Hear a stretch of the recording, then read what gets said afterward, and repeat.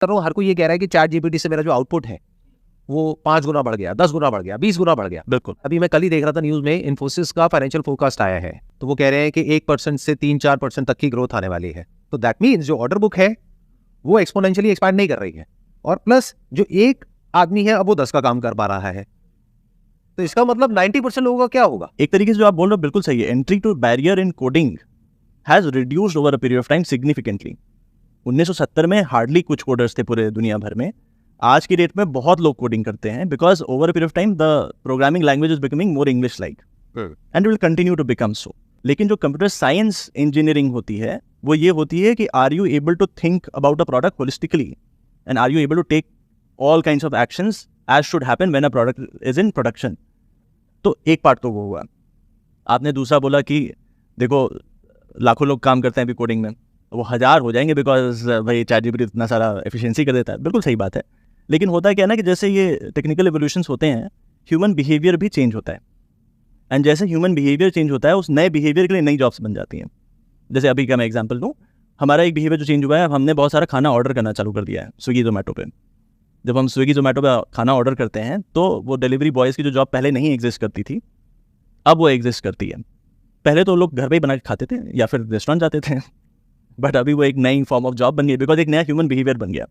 तो बेट यूजुअली ये होता है कि जब there is a large technical shift तो नए नए बिहेवियर्स बनेंगे, बिकॉज कुछ कुछ काम करना बहुत आसान हो जाएगा, बहुत फास्ट हो जाएगा, एंड उन बिहेवियर्स के लिए हो सकता है नए सेक्टर्स बने, उनके लिए नए जॉब्स बनेंगे। लेकिन नियर टर्म में अभी क्या होने वाला है, अभी तो बेसिकली अभी इस साल क्या चल रहा है, इस साल every single company is just reevaluating things and figuring out कि हमारा वर्कफोर्स का फ्यूचर क्या है। तो इसलिए आपको थोड़ा स्लो डाउन भी दिख रहा है। होप ये है कि नेक्स्ट ईयर तक हर किसी को थोड़ी थोड़ी क्लैरिटी हो जाएगी। लेकिन जो नियर टर्म में होने वाला है वो ये होने वाला है कि अभी भी हमारे बड़े सारे सेक्टर्स हैं जो कि डिजिटलाइज नहीं है, दे आर नॉट एफिशिएंट।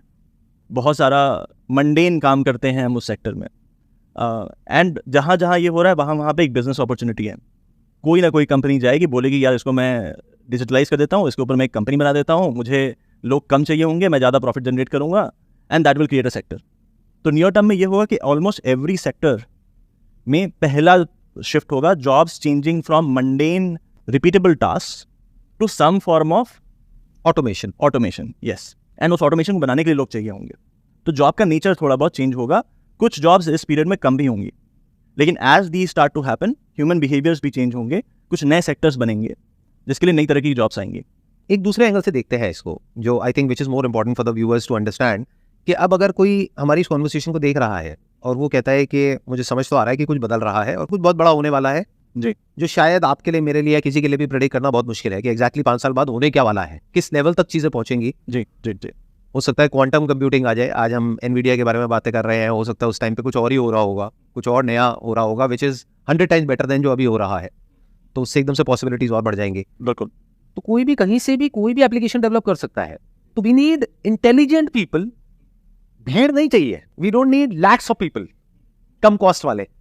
अब कुछ लोग चाहिए जिनमें दिमाग हो और जो एक प्रॉब्लम का सोल्यूशन निकालना जानते हो, क्लाइंट की रिक्वायरमेंट समझना जानते हो, और फिर उसके अकॉर्डिंग चीजें डेवलप करके उसको डिप्लॉय कर सके। जी।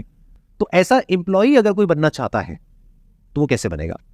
आज की डेट में टू बी ऑनेस्ट अभी भी हमारे देश में बहुत बड़ा गैप है उस वाले सेक्टर में।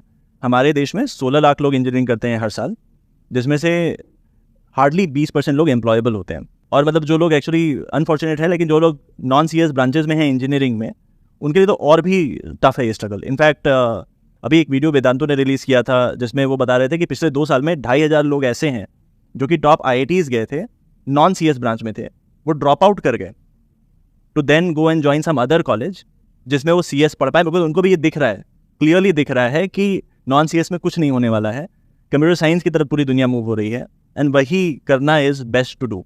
उन्होंने ज्वाइन किया था इस होप में कि पहले साल में अच्छी CGPA आएगी और फिर मैं शिफ्ट कर लूँगा ब्रांच, नहीं हुआ, फिर उन्होंने ड्रॉप आउट कर लिया। राइट, क्वालिटी ऑफ टैलेंट पे हमें सिग्नल्स क्या दिख रहे हैं? जैसे आपने IT कंपनी से बात करी, इन्फोसिस, TCS, विप्रो, ये सारी कंपनी से ये मान लिया है कि हमारे कॉलेजेस अच्छा काम नहीं करते हैं, तो इसीलिए आप कभी भी इन कंपनीज में जाओगे तो पहले 5-6 महीने तो आपकी ट्रेनिंग कराते हैं, वो ये मान के कि कुछ नहीं आता है आपको, आप वो 6 महीने की ट्रेनिंग हो जाएगी, फिर आप कब काम करना चालू करोगे। CEOs को चाहिए तो रेडीमेड टैलेंट, कि मैंने किसी को हायर किया, कल से वो मेरे लिए एकदम हाई प्रोडक्टिविटी पे काम करना चालू कर दे। आपको भी आई एम श्योर वही चाहिए, हर किसी को, सबको यही चाहिए, सबको यही चाहिए। लेकिन अभी गैप एग्जिस्ट करता है, तो या तो आप बहुत एक्सपीरियंस किसी को हायर करो जिसके लिए आपको बहुत पैसा देना पड़ेगा, या फिर आप ये एक तरीके से जब आप फ्रेशर्स हायर करते हो कॉलेज से तो आप बोलते हो ये इन्वेस्टमेंट है मेरा, क्योंकि मुझे 3 महीने तो उसको सिखाना पड़ेगा, फिर तो ये जाके प्रोडक्टिव होगा। तो अभी हमारा जो कोर करिकुलम है, जो हमारे कोर कॉलेज है, उसमें है गैप। तो इसलिए 2 चीज़ें बड़ी इंपॉर्टेंट हैं। मैं अगेन बड़ा एग्जाम्पल्स देता हूँ। एक एग्जाम्पल है हमारे so we just launched this Scaler school of technology. उसके पहले दिन पे अमोद मालवी आए हुए थे। Amod Malviya is he was the CTO of Flipkart. अभी वो एक कंपनी है उड़ान नाम की, which is a very big B2B company, उसके फाउंडर हैं वो। तो वो बोलते थे कि जब मैं कंप्यूटर साइंस में आया था तो मेरे पिताजी ने बोला बस इतना पढ़ लो फिर तो लाइफ में ऐश है। बोले आज मैं 42-43 साल का हूँ, आज भी लाइफ में ऐश नहीं है, मुझे रोज़ सीखना पड़ता है। तो एक तो ये हो गया कि माइंडसेट वाइज एक चेंज ये कि मुझे रोज़ सीखना पड़ेगा, मुझे रोज़ अडेप्ट करना पड़ेगा, मुझे कॉलेज इकोसिस्टम स्पून फीड नहीं कर सकता। एक चेंज वो चाहिए। दूसरा आई थिंक जो हमें चेंज चाहिए वो है कि जो हमारा कॉलेज करिकुलम है that has to adapt to what is being done in the world today. Most colleges में हमारा करिकुलम 17 साल पुराना है और दुनिया इधर से उधर हो गई पिछले 17 साल में, नहीं? तो हमारे करिकुलम को भी अडेप्ट करने की बहुत ज़रूरत है। इनफैक्ट आप अगर देखोगे तो इधर गवर्नमेंट को भी रियलाइज़ हो रहा है। बहुत सारे जो अभी कॉन्फ्रेंसेस हुए हैं वहाँ पे गवर्नमेंट ने इस चीज़ को बहुत बार बोला है। इनफैक्ट हमारे कॉलेजेस थोड़े से इतने पीछे, अभी कल परसों में ऋषि सुनाक का एक ट्वीट आया था जिसमें उन्होंने बोला कि यूके में तो हम सारे कॉलेजेस जिनसे कि जॉब नहीं लगती है, सारे ब्रांचेस जिनसे जॉब नहीं लगती, सबको बंद कर रहे हैं। ऐसा होना स्टार्ट हो गया है, राइट? तो एक कॉग्निजेंस की मुझे क्या सीखना चाहिए, क्यों सीखना चाहिए, एंड दिस माइंडसेट की life long learning is important, ये डेवलप करना हमारे यूथ में बहुत ज़रूरी है। That is part 1। दूसरा, हमारे कॉलेजेस को अडेप्ट करना चाहिए, वहाँ पे फुल रिवैम्प की ज़रूरत है। तीसरी अच्छी चीज़ क्या है कि with digital age the access to information has become very very easy. आपको हर कुछ फ्री में कहीं ना कहीं मिल जाएगा। YouTube probably one of the best universities और the library that you can find. पहले ज़माने में क्या होता था कि हर शहर, बड़े शहर में एक लाइब्रेरी होती थी। आप लाइब्रेरी में जाओ, एक बुक रेंट कर लो और पढ़ के फिर वापस कर दो। हर किसी के पास आज वो लाइब्रेरी उनके हाथ में है, एक मोबाइल में। आपको किसी भी टॉपिक पे कुछ भी पढ़ना है, आप सर्च करोगे, आपको एक रिच वीडियो मिल जाएगा, आपको एक रिच आर्टिकल मिल जाएगा। तो for the curious there is already a lot that they can study through the internet. तो बुक्स जो होती हैं ना हमारी, वो बुक्स तो आपको फ्रीली अवेलेबल है। AI और ML से रिलेटेड भी बहुत सारे कोर्सेज हैं जो फ्री में अवेलेबल हैं और बहुत जगह पे अवेलेबल है। करेक्ट। कुछ यूट्यूब चैनल्स हैं एक्चुअली AI ML रिलेटेड जो कि बहुत ही क्रिएटिवली पढ़ाते हैं AI मशीन लर्निंग। तो ये सब कुछ फ्रीली अवेलेबल है। लेकिन होता क्या है कि एक तो not everybody has the same motivation. अगर सबके पास वो होता तो हम सबके 6 पैक बने होते हैं। Everybody would be that consistent. बहुत सारी वेबसाइट्स हैं जैसे लीड कोड है, इंटरव्यू बिट है, जो कि कोडिंग की वेबसाइट्स हैं। इन पे भरा पड़े हैं resources, all free of cost. तो अगर आप नहीं भी अफोर्ड कर सकते हो, अगर आप इस डायरेक्शन में स्टार्ट कर दो, एंड अगर आपकी लाइफ में कोई एक ऐसा मेंटर है जो कि टेक समझता है, आपको गाइड कर सकता है बस कि देखो ये करो, ये मत करो, तो भी नई पार लग जाएगी। एक आप ये कह रहे हैं कि एक तो इस माइंडसेट को छोड़ना पड़ेगा जो टिपिकल लोगों का माइंडसेट है कि इस पर्टिकुलर कॉलेज में से निकल करके अगर मुझे डिग्री मिल गई तो मेरी लाइफ सेट है, इसको छोड़ना पड़ेगा। लाइफ लॉन्ग लर्निंग वाला माइंडसेट होना चाहिए, तभी आप लॉन्ग टर्म में सर्वाइव कर सकते हो। जिसको आज की डेट में सबसे सेफ और सिक्योर बोलते हैं, जैसे कि एक टॉप कॉलेज से डिग्री है, डिप्लोमा है, उनको भी फ्यूचर में निकाला जा सकता है कंपनीज में से, अगर वो अपने आप को अपग्रेड नहीं करते हैं तो। और ऐसे भी लोग हो सकते हैं जो हो सकता है टॉप कॉलेजेस से नहीं निकले हैं, लेकिन उनकी स्किल एक पर्टिकुलर लेवल की है और वो कंपनी में कुछ ऐसा कर पा रहे हैं जो वो नहीं कर पा रहे हैं, तो हो सकता है वो लोग उनसे आगे निकल जाएंगे फ्यूचर में, जो अभी तक पॉसिबल नहीं था पिछले 10-15 साल में। बट क्या आप फ्यूचर में देखते हैं कि अगले 10 साल में ऐसा हो सकता है या होने वाला है? 100%। और अब अभी होने लगा है। जैसे कि कुछ कंपनीज हैं, Google, Amazon, they are the highest payers in tech, जो मैक्सिमम सैलरी ये पे करते हैं इंडिया में एंड आउटसाइड एज वेल। इनका जो आप सिलेक्शन प्रोसेस देखोगे तो फॉर एग्जांपल गूगल क्या करता है कि एक इंडिया वाइड टेस्ट कराता है। कॉन्टेस्ट, इसमें कोई भी पार्टिसिपेट कर सकता है। अगर आप उस कॉन्टेस्ट में अच्छा करते हो तो इट डजंट मैटर आप किस कॉलेज से आए हो। अगर आप उसमें अच्छा करते हो, इसमें अच्छा करना बाय द वे आसान नहीं है। Even the best of computer scientist struggle with that. लेकिन अगर आप उसमें अच्छा करते हो तो फ्री एंट्री है to give interviews at Google. तो टेक तो ऑलरेडी उस डायरेक्शन में मूव कर रहा है। कुछ लोग हैं जो जैसे अर्ली अडॉप्टर्स होते हैं, कुछ लोग थोड़े लैगार्ड्स होते हैं, तो कुछ लैगार्ड्स अभी भी हैं टेक में, लेकिन बहुत सारे जो टॉप कंपनीज है they are all early adopters of skill first.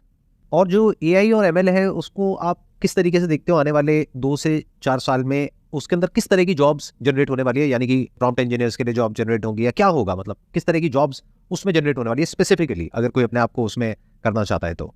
तो 2 तरह की जॉब होती हैं। एक तो बहुत ही हाई पेइंग जॉब्स जो होंगी वो होती हैं जो लोग बैठ के मशीन लर्निंग मॉडल्स बना रहे हैं, या फिर जो लोग लेट्स से विजन के ऊपर कुछ मॉडल बना रहे हैं। फॉर एग्जांपल गूगल में एक टीम हुआ करती थी जो कि सेल्फ ड्राइविंग कार बना रही थी। जिसमें कुछ तो मैकेनिकल इंजीनियर्स है जो कि कार के से प्ले अराउंड करते थे, but majority of the team was this team जो कि कंप्यूटर विजन होता है, जो कि कैन प्रोसेस अ इमेज और a feed and then recognize obstacles in it.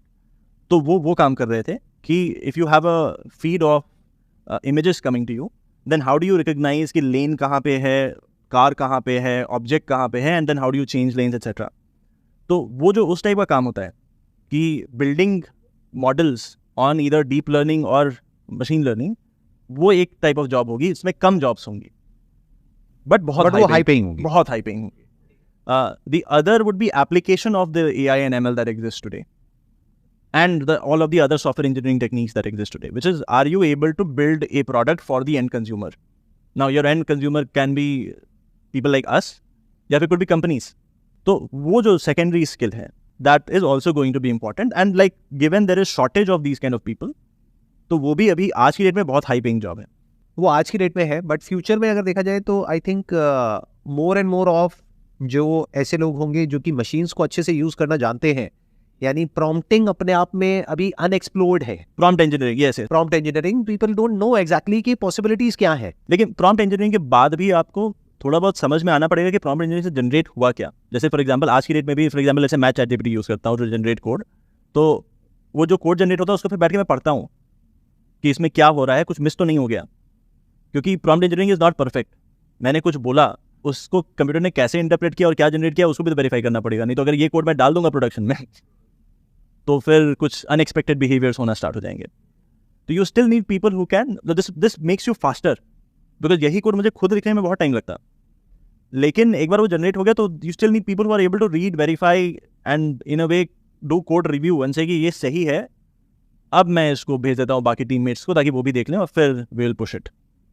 Sam Altman आए हुए थे एक्चुअली इंडिया कुछ 2 हफ्ते पहले, तो वो ये बोल रहे थे कि अभी हम बड़े इंटरेस्टिंग फेज़ में हैं। हम उसी फेज़ में जिस फेज़ में हम पहले 2000 या 2001 में थे, उस टाइम पे गूगल बना, फेसबुक बना, और जितनी भी बड़ी बड़ी कंपनीज हम देखते हैं वो उस टाइम पे बनी, मतलब उसके बाद बनी है। अभी हमारे पास फिर से वो अपॉर्चुनिटी है, एक नई क्लास ऑफ कंपनीज बनेंगी इन द फ्यूचर, एंड जहाँ पे बनेंगी वहाँ that will become the biggest economic hub. Today the GDP of Silicon Valley is higher than most countries in the world. अब अगर कोई है जो हमारी इस वीडियो को देख रहा है और वो अपना स्टार्टअप करना चाहता है, ठीक, उसके लिए क्या अपॉर्चुनिटीज है आज की डेट में? क्योंकि ऐसे बहुत सारे मॉडल्स हैं जैसे ChatGPT है और बहुत सारे ऐसे मॉडल्स हैं जिनकी APIs अवेलेबल है, जिसको यूज़ करके अलग अलग तरीके से अलग अलग एप्लीकेशन डेवलप करी जा सकती है, और उसमें भी कोई बैरियर्स नहीं है, क्योंकि अगर एप्लीकेशन में दम होगा तो वो कहीं भी यूज़ हो सकती है। जी जी, it could be B2B, B2C, whatever it is. तो वहाँ पे आपको कितनी अपॉर्चुनिटीज़ नज़र आती हैं कि अगर अभी कोई हमारी इस वीडियो को देख रहे हैं और वो अपना स्टार्टअप करना चाहते हैं, तो do you think it's a very good phase to be in? It is very very very good phase to be in, given what is happening in, एक तो ChatGPT हो गया, एक दूसरा फील्ड है जनरेटिव AI, विच इज़ कि आज जो हम वीडियोस प्रोड्यूस करते हैं, इमेजेस प्रोड्यूस करते हैं, वो सब भी AI जनरेट कर सकता है। तो combination of generative AI and ChatGPT का जो फील्ड है उसको मतलब NLP बोलते हैं, नेचुरल लैंग्वेज प्रोसेसिंग बोलते हैं। तो NLP एंड ये जो जनरेटिव AI का कॉम्बिनेशन है, combining these you can do so many things, and वो जो रिकॉग्नाइजिंग कि कहाँ पे क्या करना है वहाँ पे ह्यूमंस चाहिए। तो अगर आपको किसी एक सेक्टर की बहुत डीप में नॉलेज है कि देखो इस सेक्टर में तो चीज़ें ऐसे ही चलती हैं, यहाँ पे मुझे लोग चाहिए होते हैं, ये तो बड़ा रिपीटेटिव काम है, इसको मे भी मैं ऑटोमेट कर सकता हूँ। एंड बहुत सारी कंपनीज बनती हैं इन ऑटोमेशंस पे, क्योंकि आप अगर आपने इस सेक्टर में फिर एक कंपनी बना ली जो कि ऑटोमेट कर दे रही है, it is making the unit economics better for all other companies in this sector, then you can start selling that as a solution to those companies. हाँ, जैसे आपसे बात करते करते मेरे माइंड में ऐसी एक सोल्यूशन आ रहा है कि मतलब फॉर एग्जांपल अगर मेरे को अभी स्क्रैच से शुरू करना है तो मैं क्या कर सकता हूँ कि एक ऐसी एप्लीकेशन बना सकता हूँ कि जितने भी रिटेल आउटलेट्स होते हैं वहाँ पर अगर कोई कैमरा लगा दिया जाए, जो होते ही हैं यूजुअली CCTV कैमराज होते हैं और उस कैमरे से हम कैप्चर करें डेटा जो भी उस दुकान के अंदर, उस शॉप के अंदर लोग एंटर कर रहे हैं, और उसमें से हम देखें कौन कन्वर्ट होता है और कौन नहीं होता है, और उसमें कोई पैटर्न ढूंढने की कोशिश करें यूजिंग AI। जी जी जी जी जी, बिल्कुल। और अगर हम पहले ही वो अलर्ट कर सके पूरी की पूरी सेल्स टीम को कि ये जो कस्टमर अभी एंटर हुए हैं इनकी परचेज करने की पॉसिबिलिटी इतनी है और they are like high value, तो उस हिसाब से सेग्रीगेट भी हो सकता है, मतलब they can deploy different people according to that.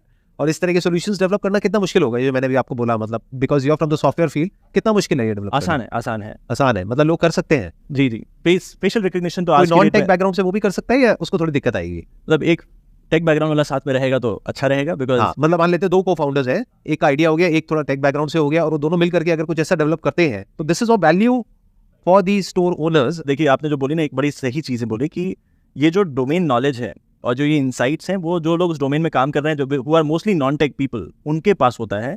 एक इंजीनियर जिसने आज तक कभी वो देखा नहीं है, उसके पास होता नहीं है, तो वो बनाएगा कैसे सोल्यूशन, राइट? तो इसीलिए फॉर एग्जांपल एक और चीज़ जो हम कर रहे हैं, जो कि मतलब हमें लगता है कि किसी तरीके से उसको एक्सपैंड करना चाहिए, कि जो हमने कॉलेज भी बनाया हुआ है, उसमें जो आखिरी के 18 महीने हैं, वो हमने वैसे स्ट्रक्चर किया है कि हम आपको स्पेशलाइजेशन सिखाएंगे, लेकिन इन पैरेलल हम नॉन टेक फाउंडर्स को इन्वाइट करेंगे to come up with problem statement that they want to solve.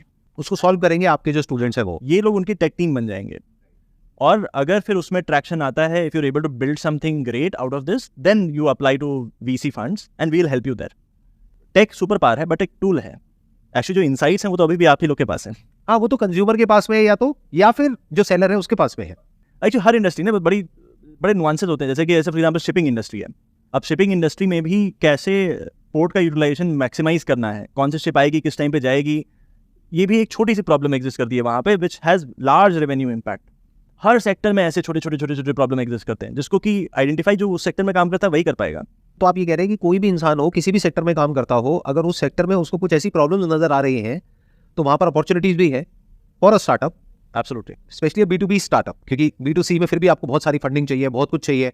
But ये जो मैंने अभी आपको एग्जांपल दिया कि इसमें तो इट्स अ B2B स्टार्टअप, जिसमें आई डोंट थिंक कि कोई बहुत मेजर इन्वेस्टमेंट होने वाली है। A person can even bootstrap it, absolutely, क्योंकि डेटा आ गया है। अब उस डेटा को कैसे चर्न करना है, कैसे यूज करना है, या उसको कैसे इंटेलिजेंटली उससे कुछ ऐसा डेटा जनरेट करना है which is of use to the shopkeeper और द सेलर, और उसकी रेवेन्यू एक्चुअल में बढ़ सकती है इतने से, और उस पर अगर एक परसेंटेज कट भी उसको मिल जाता है बर्थडे को इंक्रीमेंटल रेवेन्यू पे, तभी उसका तो काम हो गया ना। बिल्कुल।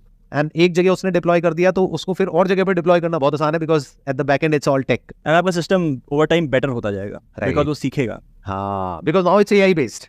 क्योंकि पहले क्या होता था, पहले के जमाने में, आज से 5-10 साल पहले, कि आपको बैठ करके देखना पड़ेगा, या उस डेटा को भी स्ट्रक्चर करना पड़ेगा, या उस डेटा को ढंग से यूज करना पड़ेगा। अब वो ऑटोमेटिकली करेगा, पीछे जो AI का जो भी एल्गोरिथम चल रहा होगा। और आपका डेटाबेस बढ़ता जाएगा of faces that you have, of people that you have, people as they do more of this, और स्ट्रॉन्ग कन्विक्शन बिल्ड होता जाएगा जो आप डेटा बना। और वहां से हो सकता है ऐसी ऐसी इंसाइट्स निकल करके आएंगी जो कोई इंसान सोच भी नहीं सकता है जी, क्योंकि मशीन का क्या है कि they can think actually out of the box, वो कुछ भी सोच सकते हैं ना। And it is collective intelligence. Collective intelligence. एक इंसान तो एक ही दुकान देख पाएगा ना, वो मशीन तो बहुत सारी दुकानें देख रही है, बहुत सारे लोगों को देख रही है। परफेक्ट जी, it was great talking to you and thank you so much for coming. मेरे को बड़ा अच्छा लगा आपसे मिल करके, थैंक यू सो मच।